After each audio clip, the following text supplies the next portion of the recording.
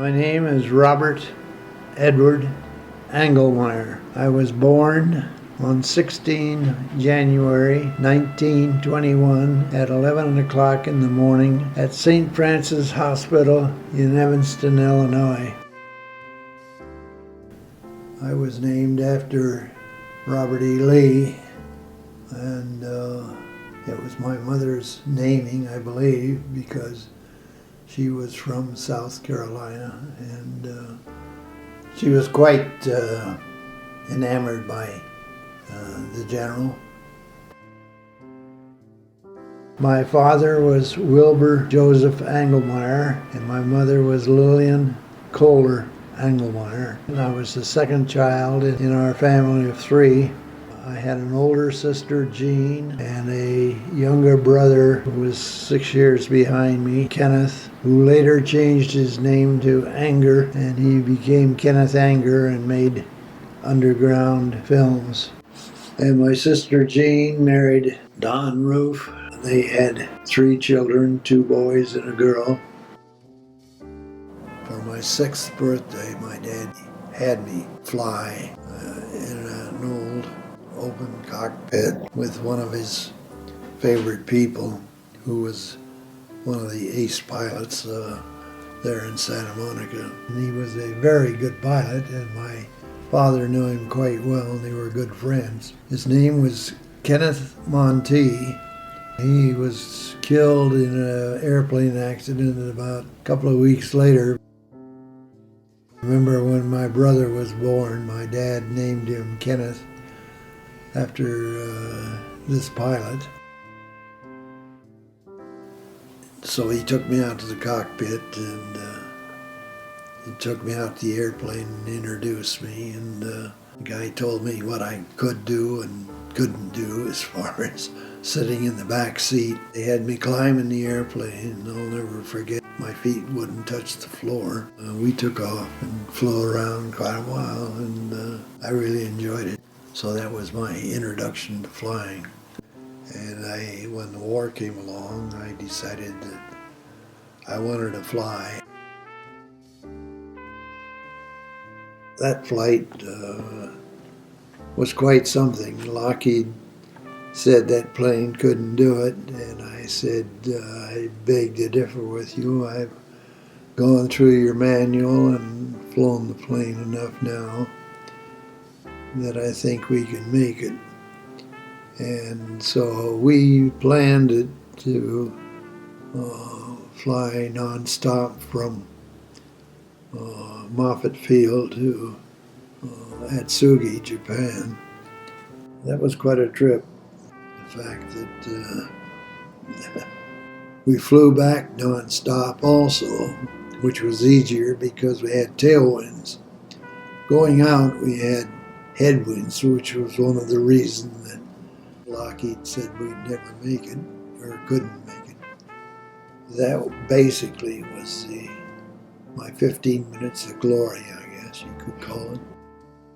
The chiefs and I had, as I say, had a good relationship. One of the indications of this is that they made me a sign, which I still have, which they stole from the one of the gas stations, because it had the big A on it, and that's what they used to call me, Big A, behind my back, of course. And they hung this sign up over my office door, and I left it there for the whole time that I was not only XO, but CO. Well, they'd also torn it apart. Oh, that's not so bad for them. Well, one of the guys took it home to repair it, and he drove 90 miles an hour on a car that had never gone over 40 in its life. And tore everything up. Alright, well that's... But they repaired it. What did you have on that car What? that identified it, even though, just not because it was Studebaker, but the Flying A?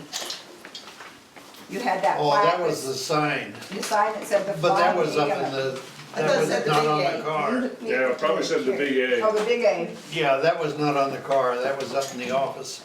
No, but you put it in the car when you went. On my 40th birthday, which was in 1961, they held sort of a captain's mast of their own at quarters that morning, and they presented me with a cane and a book that read, I think the title was Life Begins at 40. And it was just little things like that that knew I was doing my job right. And it made me feel good because I really tried my darndest to treat them all as individuals, not just as a crew.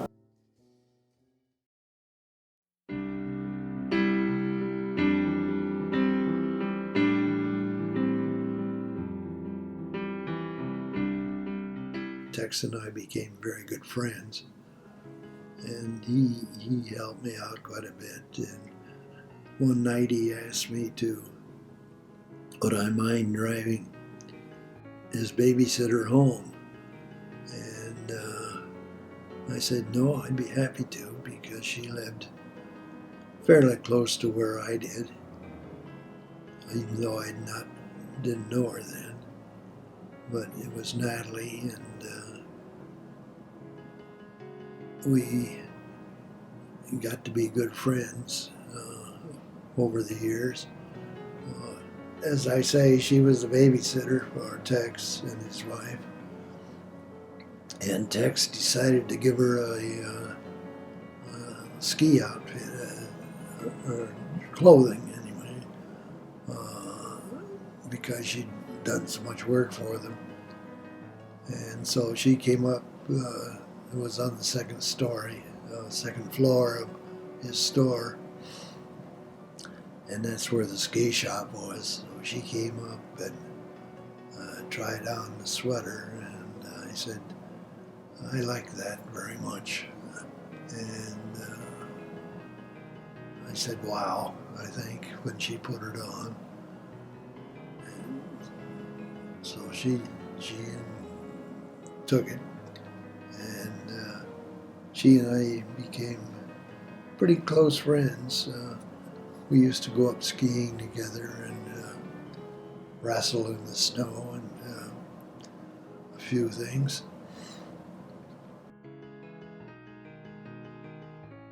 Before I married Natalie, I got to know her mother pretty well, but her dad was gone a lot of the time, and I caught him at a rare moment and proposed, told him I would like to marry his daughter, and he gave me his blessing and said okay. So that sort of set things going, and eventually we got married. So Natalie and I were married in Florida, and after the wedding we all went out to a restaurant and had dinner, and that was it. And there was no big hoopla or celebration about the whole thing. We didn't need it. We were very happy just being married.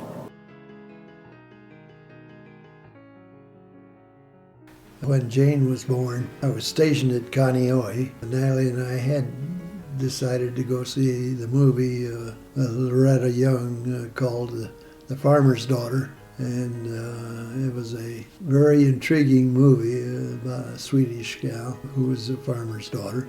I would say about halfway through the movie, Natalie decided that the time had come to take her to the hospital. So we left, went home, got her bag that she had pre-packed and ready to go. And we put it in the car and drove over the Pali to the hospital, and we got there in plenty of time. As I recall it, Jane wasn't born until the next morning sometime. They called me and told me that the baby had come, and so I dashed in. Shelley came before I left. She was born at Tripler Naval Hospital, and she started feeling a little bad one day, so I ran her out to the hospital, and the next morning Shelley was born. So Shelley was born on the 31st. everything went okay. Of course, pregnancy is not the easiest of maneuvers for a gal, and Natalie was going to be left with 2 other children, plus having to move into the quarters there on Ford Island. We had quite an experience there in fighting doing our part in fighting the Korean War. My homecoming was at Barbers Point, and Natalie and the girls were there. Shelley cried when she saw me because she didn't know who the hell I was, and some stranger butting into her family life. Every day I would go out to Barbers Point and enter into the squadron. This was the first time I had met Harvey and Louise Smith. Eventually we wound up as being very good friends, and such good friends, as a matter of fact, that Lynn married one of the sons. I retired then, and we had been living in Navy housing in Pacific Beach at that time. And so we gave that up, and Natalie and I looked at houses many times and bought a few. We bought in Patuxent River was our first, and then we went on to various other places like Alameda, where we bought a house and fixed it up and sold it. Bought another house on 17 Mile Drive and fixed it up and sold it. So all in all, we did pretty well as far as houses were concerned. When I finally retired, I wasn't sure what I was going to do. San Diego just didn't have many jobs, and there wasn't much going on. And that was probably one reason we got the Duane house at a very reasonable price. Natalie and I looked at it, liked it. It was different by a good shot.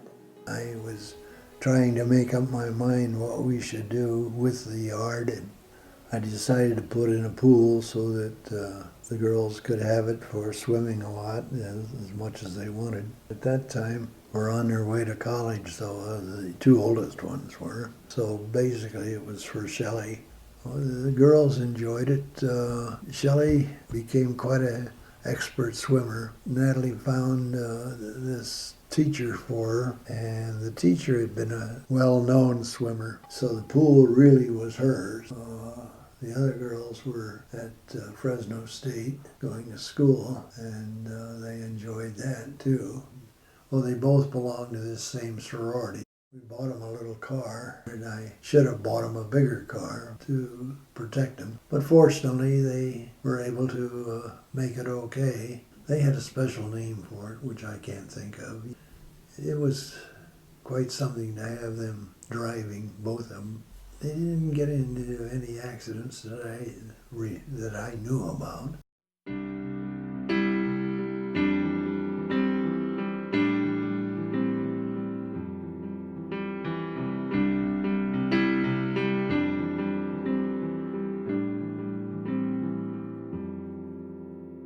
Darkness changes you again. A heavy burden weighs you down, but look around, there must be an end. You've been lifted up by the arms of a friend. Time is turning, pushing you through this endless night with hope emerging, pulling your heart to the light. Candles burning, illuminate doubt-filled corners. The coldest soul can feel the glow of love over hate. You've been lifted up by a new kind of faith.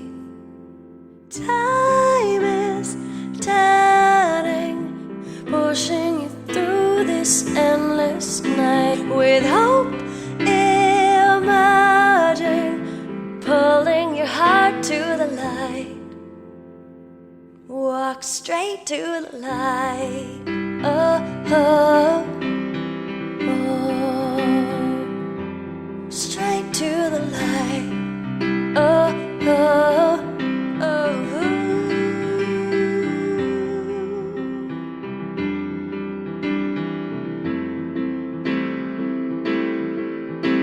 Something stirs inside, gratitude replacing pride. You've been lifted up by a friend who carries you to the other side. Time is turning, pushing you through this endless night with hope emerging, pulling your heart to the light. Time is turning. I sold the other house only because Natalie came down with Alzheimer's. When she moved in that home, I used to drive up and see her every day, but it was quite a haul from Duane Avenue with all the traffic and everything, and so I finally decided I was going to sell the house because I wanted to be near where Natalie was, and she was right down less than 5 minutes from here. It's been quite a time, and then Natalie died in '04. She pulled the grandest April Fool's joke of all. She died on April 1st, 2004, and that was pretty rough. Oh, it still is.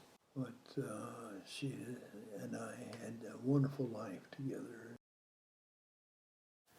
Happiest part of my whole life was my love of my wife.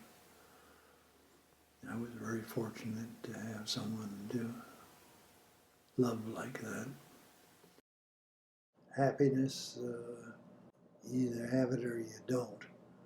And my feeling is it's sort of a necessary part of life to be as happy as one can be under whatever circumstances you happen to be in.